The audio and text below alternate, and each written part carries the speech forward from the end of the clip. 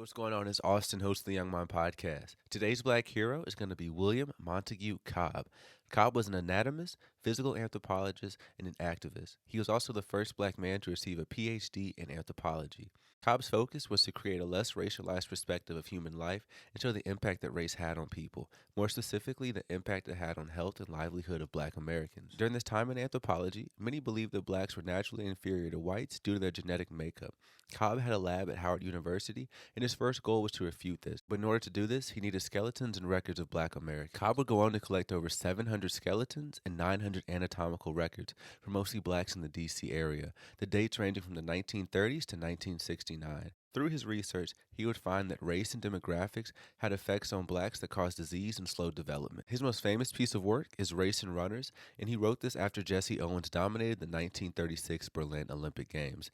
After Owens' performance, many whites and anthropologists were saying that blacks' athleticism takes place with their cognitive intelligence. Cobb would study his skeletons, and through his research, he found there was no significant genetic difference between European Caucasians and black Americans. He said that Owens performed so well because of his training and not his genetic makeup. Cobb would step outside of physical anthropology and begin to debate topics such as public health, most importantly ones that affected black Americans. He said that the reason blacks lived so unhealthy was because of one social issue, and that was racism. Cobb would then shift his focus to integrating medical schools and ending segregated hospitals, because as we all know, separate but equal was never equal, and he wanted the same opportunities for black Americans and black medical professionals. Cobb would go on to testify in front of the Senate in support of a national health care program. He would then be a key witness in front of Congress and is part of the reason why Medicare passed. Cobb was a workhorse and never stopped grinding. He was an editor for many medical magazines, wore many hats at Howard University, and was even the president of the NAACP from 1976 to 1983. Cobb's legacy runs deep.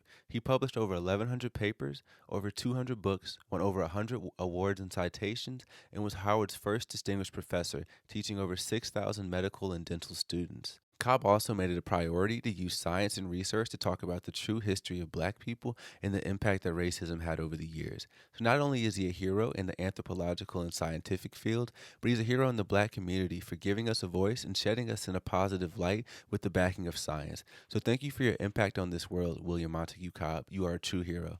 Peace.